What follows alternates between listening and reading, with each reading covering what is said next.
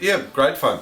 All these crusty old, very talented musicians who have been languishing in the suburbs of Perth and Melbourne.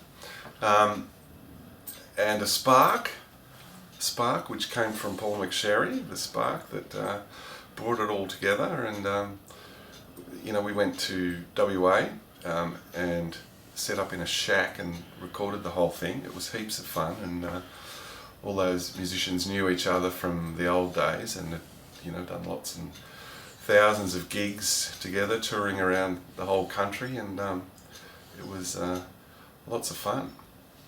But it was just all about the spark, really. There are so many great musicians and bands that are, not doing anything, and it just requires that little kind of lightning strike or shot of sperm. You can edit that one out. I won't. All right, Dave. Tell us. Prompt me. I need Okay, now your role. Tell me about what your process is when you record, what you use, and all those things. Oh well, it's me having to listen to the songs and figure out what we're aiming for with the tunes, and just make sure that we move along that path without things that are instrumental parts and stuff that's inappropriate for the tune or the genre or what we're doing. And the actual recording process, I find it's kind of fairly natural. It's not really something I think about after 30 years. I put a microphone up, I listen to it, and if it doesn't sound good, I'll do something. I'll move the microphone, change the microphone, change the part, change the instrument, whatever.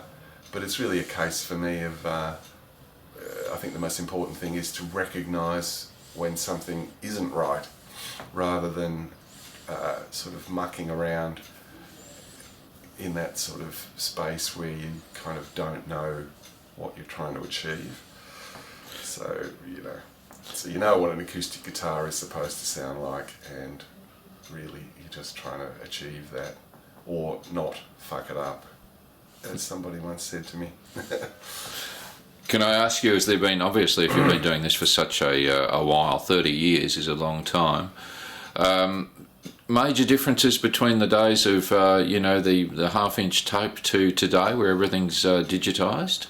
Do you think the sound has changed? Do you think, what are the fundamentals that have changed? Oh, I think the sound has changed. I've often, when I listen back to albums that I've recorded completely on 2-inch tape and then mastered to half-inch, look, I do notice a difference in the sound.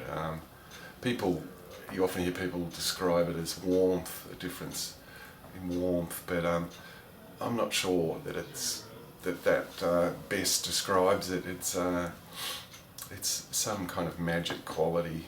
It's a bit of black art in there. So I do miss that sound, but unfortunately these days we're so we rely so much on the editing capabilities of digital, and to be honest, I would tend to, with most projects, trade the editing or the magic sound for the editing capabilities, because most of the time that will be a much greater benefit to the sound of the album than just the magic tape effect.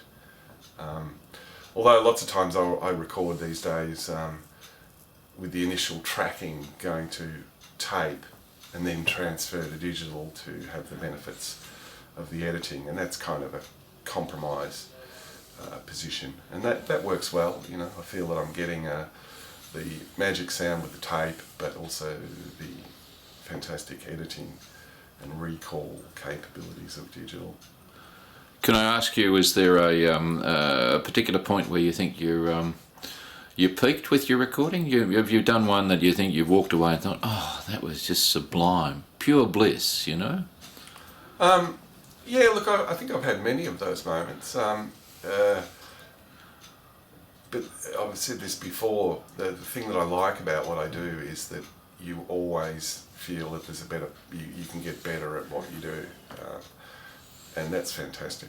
I like that. I like that knowledge,